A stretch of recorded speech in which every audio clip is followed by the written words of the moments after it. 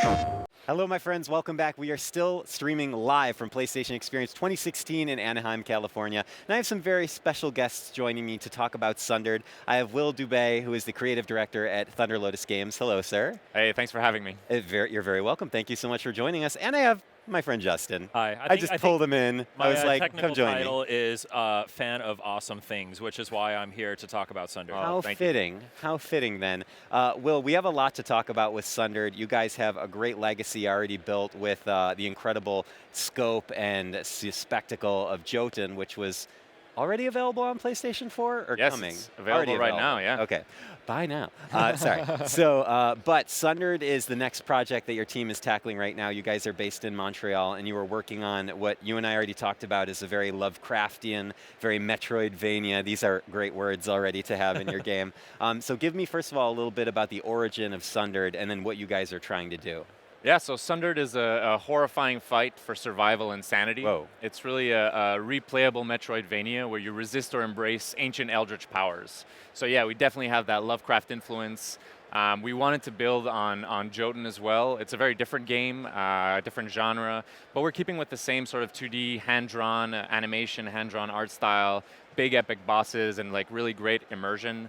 And we wanted to add a lot more choices, a lot more player choices, consequences, things that can happen differently in the game. Beautiful. And I think you guys brought a demo, which we can start playing in just a couple minutes Yeah, here. absolutely. But when you guys were building Metroidvania style, I mean, that immediately probably, I assume, I'm an expert, complicates the design process because you're going from Jotun, which was a little more linear, a little more straightforward and focused, and you're broadening that scope a little bit, right? Yeah, so we're calling it a replayable Metroidvania. So it's really inspired by Rogue Legacy, Super Metroid.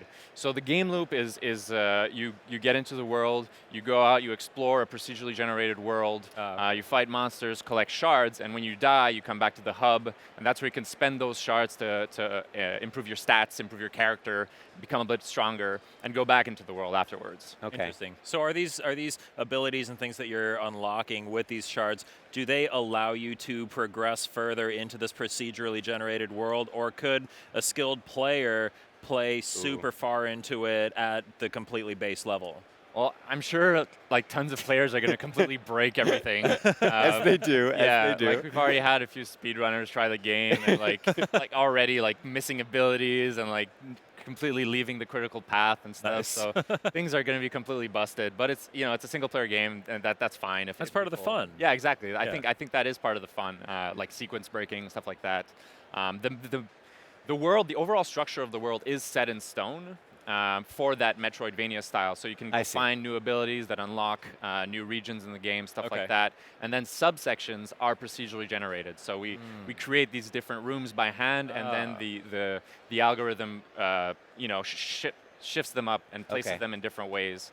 All the monsters are spawned dynamically as well, which adds like a second layer of like this AI-controlled event-based system too. So. Okay, and I'll give our team another cue to start the demo in case they didn't hear me the first time. We'll see. Otherwise, we're just going to keep talking. But you briefly kind of, here we go, perfect. We briefly skimmed over the world that you guys have created, and you said it's a brutal fight for survival. Do you can you give us any more hints as to like kind of setting up who this character is? I think Esh or Ish? Yes, Esh. Esh. And kind of what her responsibilities are here in this world. So Esh is a wanderer in this ruined post-apocalyptic world, and she kind of gets swallowed up into this mysterious cavern.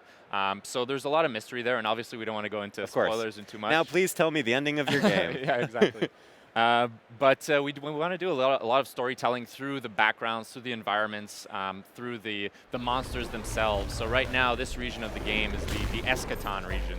And the Eschatons are these crazy priests who've been corrupted by this ancient power. And that's kind of like this ancient power is the kind of the center of the game and the core linear narrative. Is this the beginning of the game that we're seeing here? No, it's not the beginning of the game. It's probably the second region. Okay, cool. Yeah. If this was the beginning, it would be a very overwhelming beginning. I was going to say, like, because and they just go. drop you right into it. Yeah, I can give you a trick of the trade is that you never want to do the beginning of the game first, because they're always best at the end of production. You know exactly how to make the game the best it can be, so you want to do the beginning at the end. Ooh, inside Oh, I never thought. baseball. Yeah, look at this. Thank you for that tip. Now I can make a game by myself. There you go. That was the key that you were missing. So we talked a little bit about the explorative, aspects of I was about to call it Jotun of Sundered, but tell me a little bit about that combat, because obviously there's a lot going on screen. There's a lot of action. Break it down for me. Jotun was a very slow, deliberate game. With Sundered, we wanted something that felt a lot more immediate, a lot more action focused. So the character, so far the responses from players have been really, really good. Like they really enjoy the movement controls and the flow. It's very much an action game, and we don't want it to be like XXX square type of combos, but it's a more fluid type of gameplay. So you can see some of that when you do like the power attacks towards the bottom. It knocks the monsters up. You can kind of juggle monsters like that. But we really want to keep things organic. It looks like this giant wall that we were just at acts as kind of the skill tree where you unlock the different abilities. Yes, exactly. Well, you don't unlock the abilities in the skill tree, but you so when you do a run, you collect shards, and then when you die, you come back to this central hub place. And when you go to the top of the altar, that opens up the skill tree. Okay. And you can spend the shards that you've collected during your run to increase your stats. I see. Health, damage, classic stuff, and some more special and more important nodes as well. And then when you go through the world, we'll see later on in the demo, those are like the Metroidvania abilities that you find in the game. Gotcha. And are those permanent unlocks after you spend the shards on them? Yeah, so that's all permanent. Cool. So that's where that kind of rogue legacy comes in. Yeah, exactly. Gotcha. Yeah, I always compare it to like old, like Flash Portal games, like Penguin Launch, that kind of stuff. Like where you pitch your penguin, you go like 100 feet, you get 100 gold, and you come back, you upgrade your launcher, and then you can go 150 feet, you get 150 gold. There's no greater bar of excellence than Penguin Launch. So I got to talk about this. We have to talk about the animation and the art style that you guys have done, because when you and I spoke, your team is not like 100 billion artists working on this game. You're a small team, but sort of the scale and the scope of the game seems much broader and richer than I would be led to believe. How do you guys achieve that? We have amazing artists. I assume. We have amazing artists. There's a thing in Canada called the Canadian Video Game Awards. Jotun won Best Art Direction, Best Debut Game just a couple weeks ago. Oh, cool. It's like a much smaller, congratulations, well deserved. A much smaller version of the Game Awards that happen on Thursday. But I think it's really a testament to their work, to Joanie, to Alex, to Marie-Christine, and Simon. So yeah, I mean it is a lot of work, but right now Sundered is 2 2D artists and 2 animators, so it's not like dozens of people. Can you, for in layman's terms, can you break down how such a small team is able to achieve this level of fluidity and this feeling of like everything is in motion and organic at all times? Because you don't often see that in games of your size, if I may. Yeah, we cheat. Everything we do, basically, cheat as much as possible. Like if we can cheat on something and it looks the same and the game feels great, but it takes half the time to do, we're gonna do it. Like that's the only way you can. Just by using like interesting animation techniques, or yeah. So our animation style is very much.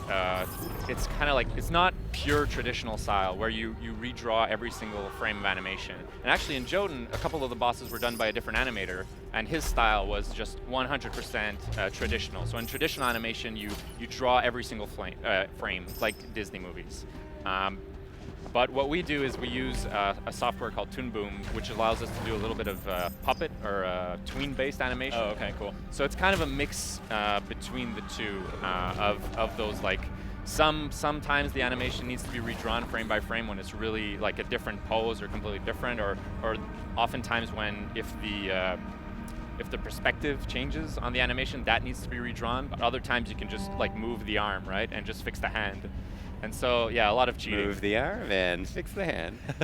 I love it. So there's some interesting thematic disagreements happening here that I'm seeing. You have the kind of traditional, like old school, oh my goodness, fantasy looking stuff. But then there's all this, like this guy. What is Will? What is going on, dude? Energy weapons and cannons and stuff. Holy smoke! Well, I was All right, answer the question, and then we have to go. But yeah, I wanna get to that. Yeah, so that's that has to do with the story. Okay. So I talked about the cultists. We have a second faction in the game called the Valkyries, because we're thinking of Jotun again, coming back to that Norse mythology. But they're a much more sci-fi group of people, and they have their own backstory, and you'll discover it in the other regions of the game. So yeah, Cool. there's a lot more to see with Sundered, and we're really excited. Beautiful. Well, Looks we are incredible. almost out of time. Yeah, and Justin, thank you for joining me on the interview Yes, thank today.